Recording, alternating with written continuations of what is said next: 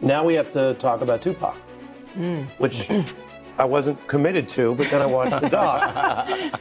So Didn't know you were getting that. you have a lot of people saying stuff in there that makes it sound like maybe he was responsible for that murder, which has never been proven. That's a very serious But thing. you have Keefe D and over in Vegas now, getting ready to go on trial for that case. Saying, I told you can't trust these niggas. Now, Puffy done killed Tupac, man. My guys with me, Thug Life guys, and we heard what he had to say. He basically said he ain't have nothing to do with my brother's murder. We don't talk about things that are nonsense. You think he was lying? Quite possibly, and it's kind of looking that way. Here we are 27, 28 years later. The theory involving him is quite high on the list. Our family, we still suffer. He was all wrapped up, but he was still So do you think Puffy was involved in the shooting? Only they can answer that question. I have my own opinion, but I wouldn't slander their name like they did mine. I wouldn't say things that I knew, you know what I mean? I believe so. I do believe so. I have proved things that I can say that will back up my claim, but this is not for the world to know about. You know what I mean? It's between me and him, and only he knows. So every time he say it didn't happen, or that's the only thing that makes this become an issue. And in my mind, sometimes when I'm drunk or I'm just laying down, I'll be thinking like, damn, is this true? Will I fail? Am I supposed to fail? I mean, should I just stop trying and give up? But then I'll be like, nah, hold on. That's exactly what they waiting for me to do, is to just say, this is too much, I can't take it and give up. So now it's a fun little game that I cry at sometimes, I laugh at sometimes, I smile, I have good times and bad times, but it's a game. It's this game of life. Do I win or do When 50 Cent publicly revisited Tupac Shakur's death, a long silent conversation across hip-hop was reignited. He didn't make accusations, but his words echoed what the streets had whispered for decades, questions that were never truly answered. Known for moving carefully, 50 Cent choosing to speak now mattered because of the moment. In a culture where silence often equals survival, what does it say when a veteran finally quite breaks it? possibly, and it's kind of looking that way. Here we are 27, 28 years later. The theory involving him is quite high on the list. Our family, we still suffer. He was all wrapped up, but he was still shaking the bed. He really wanted to tell me something. I'm assuming it was something that had to do with the hit. I get the feeling quite strongly that you don't believe Diddy. I don't think you believe a word of it. It seems like he got a whole bunch of power, like absolute power. Absolute power corrupts absolutely. Heavy is the head that wears the crown. What's your message, Sean Combs? Tupac Shakur was American hip-hop's brightest light until he was shot 4 times in a drive-by attack in 1996. His death shocked the world, and Tupac's legend has only grown since his murder, along with the fever speculation about who planned it, who ordered it, and who did it. For 27 years, it was one of America's highest-profile unsolved crimes, until finally, a year ago, Dwayne Keefe D. Davis was charged. He bragged about being inside the Cadillac from which the fatal shots were fired, albeit not by him, and awaits trial as the last surviving suspect. But there are many unanswered questions and a tangled web of claims embroidering notorious figures and an infamous East Coast-West Coast gang rivalry. Many people speculate that this web entangled P. Diddy. Sean Combs is, of course, facing trial on a battery of charges, including sex trafficking and racketeering. With his alleged crimes under the spotlight, members of Tupac's family have this week hired an investigator to examine the links between Diddy and the murder. And joining me now is Tupac Shakur's brother, Mopreme. Well, Mopreme, thank you very much indeed for joining me. Good afternoon, good morning, good evening. I don't know what time it is there. It's like early evening in the UK. Are you in LA? Currently. Yeah. Shout out to all of my people across the pond. Well, it's great to have you here on Uncensored. Be very keen to talk to you because obviously a lot has happened to P. Diddy in recent weeks. He's now languishing in prison. Let me start, first of all, your reaction to what's happened to him. The Netflix documentary presents Tupac Shakur not as a legend frozen in time, but as a man living inside chaos, loyalty, and betrayal. It retraces his rise, his fearlessness, and the loneliness that came with power. By restoring context instead of feeding conspiracy, the series forces viewers to see how influence and paranoia shaped an entire era. my favorite thing about 50 Cent's Netflix Diddy documentary is how he built a timeline off of this information. And one of my favorite parts of this documentary is them really getting into the timeline of events when it comes to Tupac and Biggie. And it really gives us a lot of perspective from people that were close to the situation, and a lot of people allege in this documentary that they believe that Diddy was very jealous of Tupac. And they pretty much go through everything from the quad incident and Tupac believing that Puffy was behind it, like he said in the Vibe interview, and they lay out this whole timeline of the downfall happening perfectly, in my opinion. We are even hearing from Greg Kading, the detective that worked on Tupac and Biggie's case in this documentary. He is the investigator that did that proffer agreement with Keefe D way back in 2008, where Keefe D alleged that Diddy tried to offer him $1 million to take out Tupac and Suge Knight. And Tupac's trial with Keefe D is coming up very soon in early 2026, and we know that Diddy's name has been dropped at least 200 times during these proceedings already. So this is one case that I am definitely waiting for and I am going to cover. In Keefe D's 2008 proffer agreement, he alleged that Diddy's friend Zip Martin is the one that gave him the weapon that was used to take out Tupac. And Keefe D told the investigator Greg Kading that Zip Martin had a special compartment to keep this weapon in his car that he drove to Las Vegas. And in this documentary, we have Greg Kading confirming that Zip Martin did drive the same type of vehicle that Keefe D alleged to Las Vegas this night. And then during this documentary, we heard from the former president of Bad Boy, Kirk Burroughs, who alleged during this time, Diddy had him hiring a whole bunch of people and getting cars to drive to Las Vegas. And he is now very curious into why Diddy wanted to do this. And he said, in his opinion, he now believes that Diddy was... So there was the rumor that after Pac got killed, Puffy gave Zip $1 million that was supposed to be handed over, and Zip ended up keeping it. And I remember when I interviewed TK Kirkland, who was actually roommates with Zip at one point. They were that close. He actually said, yeah. The feds said that too. He said that shit actually happened. Well, the story that has circulated was that after Tupac got killed, Puffy allegedly gave the money. I heard to Zip. Yes. And Zip was supposed to give the money to Keefe and them. Yes. But he never gave the money to him. But thank God he never gave him the money, right? Think about it. If he gave the money, Puffy will be in prison now, money for hire, a murder for hire.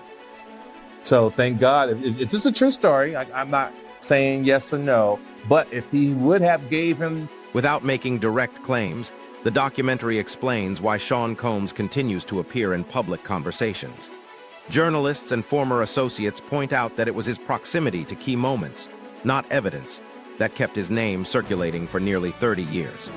By refusing to oversimplify, the film lets the unanswered questions speak for themselves. It'd have been a murder for hire and Puffy would be locked up. The FBI said he's a dirty motherfucker. Yeah, and he even said that, like, in retrospect, that was probably the best thing that could have ever happened to Puffy. By Zip stealing the money, now Puffy isn't connected to that shit. Or else it would have been like a murder for hire or something, you know what I'm saying? The FBI said Zip. So the FBI told you he was a dirty motherfucker, yeah. So the FBI told you that Zip kept that money as well. They said Zip's a dirty motherfucker. Everybody crossed you. You the last one to know every fucking thing. Even lawyers, your friends, everybody can cross your ass. You just don't know. Even the dudes you was riding in the car with every day, like a low jack. Like, what the fuck? Yeah, well, I mean, like I said, Zip had a history of ripping people off. Yeah. He never ripped me off. Well, otherwise he wouldn't have. Did he technically do? I mean, if he kept the money that supposedly. True. So actually, he ripped you off for $1 million. Yeah. If that's what happened, yeah. They sure said it. The FBI said that. The people down, yeah, U.S. attorneys, all that, they said that. Zip's a piece. They said he's a piece of shit. But I didn't ever know that he got no money. But they said he got it. Yeah. Yeah. Well, Gene Deal said he got it too. Oh, Kirkland, really? yeah, everybody. Those close to the situation describe the East Coast, West Coast rivalry as more than music. It was about identity, money, and survival. Tupac's independence challenged existing power structures, while industry alliances hardened into personal divisions. The documentary frames these tensions as pressure, not judgment. Out of his room like that. And that's for real, for real. You understand? I'll be like, yo, when I had to, because most of the time, I would walk some of them to the door, walk them to get their cabs or whatever like that. Or, take them down the street and get their cabs and everything like that. Now you be like, I'd be laughing. I just kept a smile on my face when it came to that shit. Because I know for a fact, because he said it himself. He said, I don't know how to talk to women. I don't know how to talk to girls. You understand? I said, you don't have to know how to talk to nobody. You're a millionaire. You got it. So he was jealous of Pac because Pac ain't had to do that. Pac had that aura, you know what I'm saying?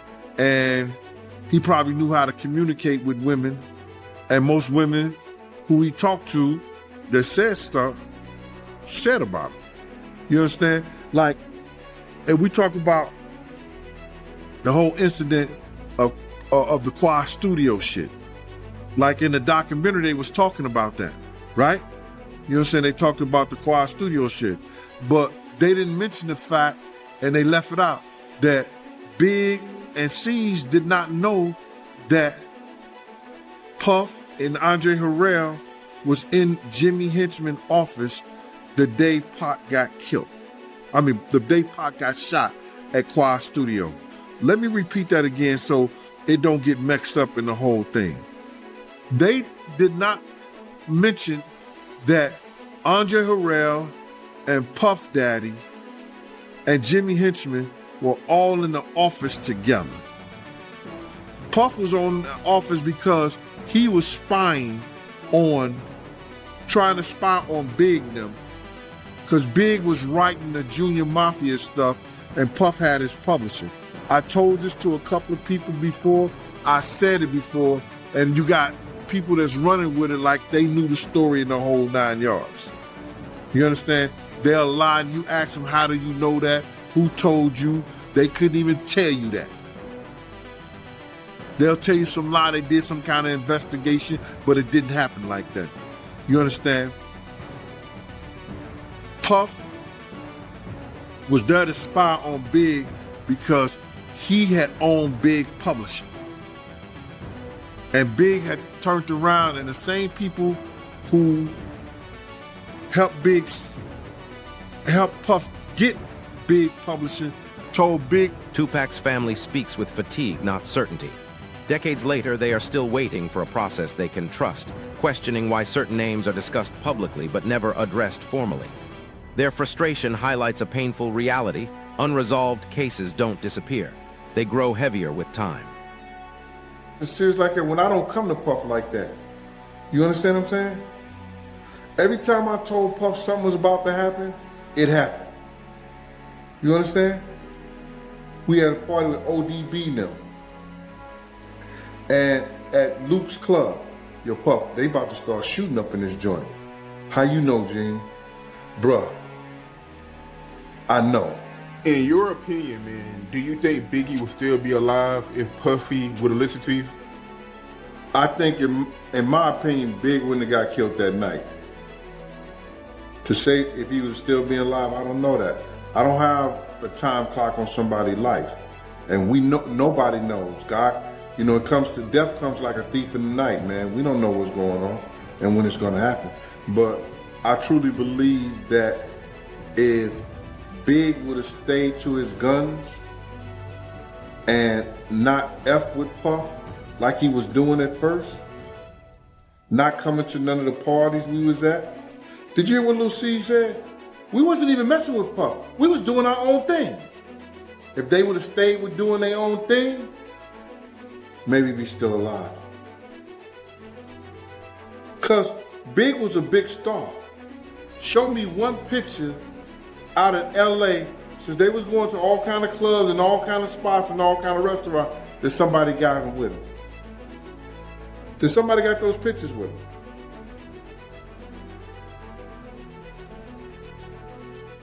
Have you seen any? Only place you seen them was at Sway, the radio station, right? The video shoot. Where all the other places with all the other pictures? At one time in the mall. But they was out there 2 months, going to all the stations and everything. See, I think that what we're looking at is this, is that two men with two great egos that got all the money in the world. Now see, Suge had the blueprint. The film revisits the night of Tupac's shooting in Las Vegas with restraint, carefully laying out timelines, witness accounts, and contradictions without pushing a conclusion. It shows why investigators keep returning to the same unanswered trails, and why clarity remains out of reach. Puff wanted that part too. He auditioned for that part too. You understand? People may not tell y'all that, but he auditioned for that part too. So, you know, he wanted, and then you gotta see, like, you could just go tell that the drugs had his mind so messed up, whereas that he started thinking he was Tupac. For instance, did you see that Grammy speech he did? I mean, I've seen quite a few speeches from Diddy. I don't remember. Hey, listen to the verbiage in there. He's saying the same stuff Pac was saying. Oh, wow. The same, Okay. the same. If you people go back, he's saying the same stuff with Pac. Why? Why? It's crazy. You know what I'm saying? He did have a, he disliked Pac, but he also loved him in certain things. It's a strange, weird, it's a strange, weird, I guess, relationship that they had, bro. Yeah, that is crazy, man. Cause I even interviewed Reggie, and like, Suge and Diddy were cool too. Even when their beef was going on, I heard they were still communicating and like not, I don't know, man. It was like this weird dynamic that they had. Y'all thought it was an East Coast, West Coast war. One day we was in behind a house of blues. You hear me? We was driving through there. We had a reporter in the car. He was either from Billboard or he was from, what's that other big magazine? Rolling Stone. It may have been Rolling Stone. He's in the car with me. Riz is on the driver's side. Riz is on the passenger side in the back. The reporter is in the middle. I'm on the driver's side in the back. You had Kenny driving, Puff is in the front. We see Suge and Tupac, right? Pac is in a white Rolls Royce convertible. Suge is in a red Rolls Royce convertible. It's about a House of Blues. Behind the House of Blues is about. Later confessions and interviews added more layers, but not resolution. Some stories conflicted with earlier statements. Others introduced new motives without solid confirmation. Like the Twilight Zone, because it's like some evil, unstoppable shit that it just won't let me go. It's just got his hands on me and it just want to see me fail. And in my mind, sometimes when I'm drunk or I'm just laying down, I'll be thinking like, damn, is this true? Will I fail? Am I supposed to fail? I mean, should I just stop trying and give up? But then I'll be like, nah, hold on. That's exactly what they waiting for me to do. Is to just say, this is too much, I can't take it and give up. So now it's a fun little game that I cry at sometimes, I laugh at sometimes, I smile, I have good times and bad times, but it's a game. It's this game of life. Do I win or do I lose? I know one day they're gonna shut the game down, but I have to have as much fun and get around the board as many times as I can before it's my turn to leave. That's for real. And that's it. That's for real. We chilling with Tupac right now. We're gonna come back with some more Tupac. We just lounging in this trailer. Me and that, at the set. All right, we'll be right back. Oh. You drunk? All right. All right, come on. All right, man. You got a mic? Yep. It's funny, man, when I be looking at because I like to study. I like to watch how brothers evolve, in the shit, because you know how this business is, man. Mm-hmm. Everything is pretentious. It's just like, everybody get that one opportunity, and it's who maintains it and then making it to another opportunity that lasts. I look at the shit you've been through, dude. I sit and think about It's been career-ending shit. Yeah. Shit that the next nigga, I mean, I done had problems with the IRS, the police, the Fed, government, raid. I mean, everything that they end your career. That's how you know somebody trying to end my career. Get you. You know these are not coincidences. Yeah. I mean, because I've been on probation for shit the niggas get turned loose on. You know what I mean? I went to jail for that year, not for rape, but for touching her ass. Sexually, they couldn't even get me on shit, but touching her ass. And they put you in jail for and I'm sitting there And thinking, you know, if I go to any club, every bitch in there is grabbing me and touching me. And I went to jail for doing the same thing. And I didn't even do that. I mean, I'm saying in a mix of sex, you gonna touch her. You know what I mean? This was me and her personally. But they took that, and they blew it out of proportion. And then, you know what fucked it up is how, like, the media and shit, I mean, you look in the papers, they paint you so bad. You know what I'm saying? But the motherfuckers, they know. Stop fucking. Not only they know, go. Instead of chasing shock value, the documentary places these moments into a larger pattern, one where stories multiply instead of align. As versions stack up, certainty becomes harder to grasp. If you were Kirk Burrows, right? He told me a story about how when Tupac was in prison, he sent a letter to Bad Boy, letting them know when he get out, it was beef. Did you know about that?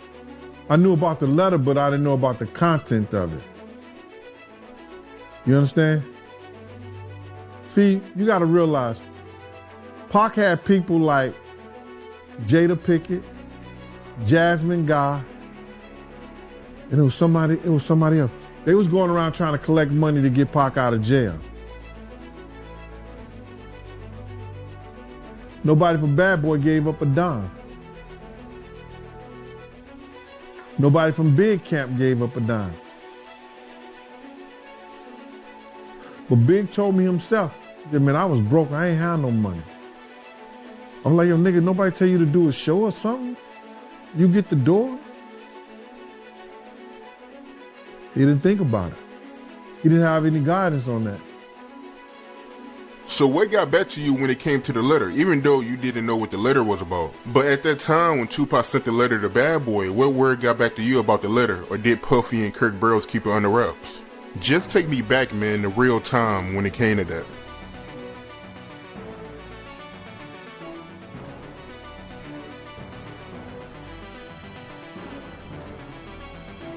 At the time, brother, let me just say, the work that I did, my computer, all I have to do is know a person's DIN number at the time. You see the letters go out? Do you understand that? You don't see the content, you see the letters. You see the letters that come in. You see the visitors, the people who call, and the calling log. I had privilege to that information. One of the most haunting sections focuses on Tupac's final hours. Attempts to communicate cut short by medical tubes. Family members recall the unbearable weight of decisions made without clear answers. Now, when I heard about the letter, I went to look at the log. Because anything that goes out, they keep a record of it. Anything that comes in, they keep a record of it. You can't see the content of it, but you know that it happened. So I knew it to be true when it came out. As of late, Puffy, he been showing Tupac love on social media, man. Have you seen it? What you think about it? Phony and bologna on a pickle sandwich. You want me to say it again? Huh? It's phonier than bologna on a pickle sandwich. Yes, he did idolize Tupac. We all knew that. We knew that about some of the speeches he said. He said the same shit that came out of Pac's mouth.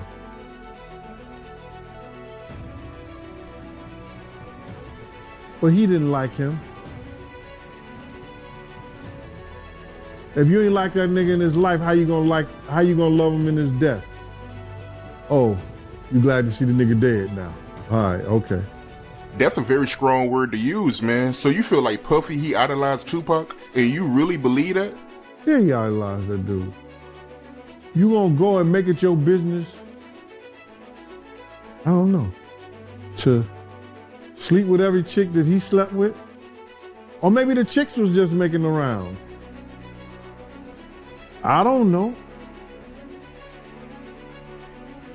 But he made it his business to sleep with every chick that Pac was sleeping with.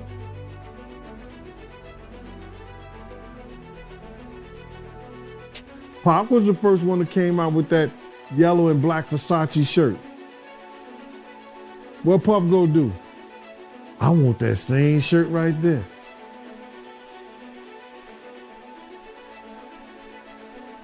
So you feel like Puffy getting with some of the same females that Tupac got with, like Sally Richardson and Sarah Chapman. You think he only got with them because Tupac had them. That's the only reason why he got with them.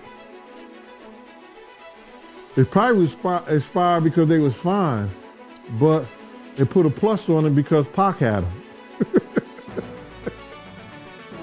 It's a lot of fine women out here. You know what I'm saying? But I want the one that Pac had too. All right? These memories pull the focus away from speculation and back to loss. They remind viewers that behind every theory is a family still living with absence. And Bad Boy was doing a video, and they was paying anyone to bring back a death row chain. So Pac looked at it like, this is deeper than Bloods and Crip. This is my enemies. You know, Puffy and them attacking us now because I'm with Death Row. So words on the street that if you bring back this death row chain so we can put in our video, this was the words on the street. Right. Yeah. You know, like when I asked Bob James, he said there was. Like he said it very confidently. There was bounties on death row chains. Yeah. 10,000, I think? $10,000. Right. Your mom had a death row chain. She had a little bitty one. Right. Yeah. Well, they were snatching those. Right. And there was no doubt this understanding that there was a bounty. We've never been able to track that down to a source where said I was there when an agreement was made, but that was the understanding on the street and among these people was that there was a bounty for the chain. And of course we see that becomes real at the Lakewood Mall when Orlando Anderson tries to snatch Trayvon Lane's chain. Right. So a fight happens in the mall and they try to take Trayvon Lane's chain, who's affiliated with Mob Piru and Death Row. Right. But I guess they don't actually take the chain. Yeah, I think they do take it. They get it off of him, but then during the Donnybrook whatever, he gets it back. He claims he got it back, and so there's no reason to believe he didn't. We never found that chain, at Orlando Anderson's house or anything like that. But certainly, if it wasn't an attempt, then they did actually secure it and then lost it back to Trayvon Lane. And it's important to remember that this Trayvon Lane is the person directly, aside Tupac Shakur when they confront Orlando Anderson again in Las Vegas. Right, and Trayvon Lane, Orlando Anderson is Keefe D's nephew. In the end, the documentary offers no final verdict. It asks why this story refuses to rest. Netflix doesn't solve the mystery, it validates the questions. And 50 Cent's comments remind us that silence was never peace, only delay. If a generation still demands answers, the real issue may not be the past, but accountability today.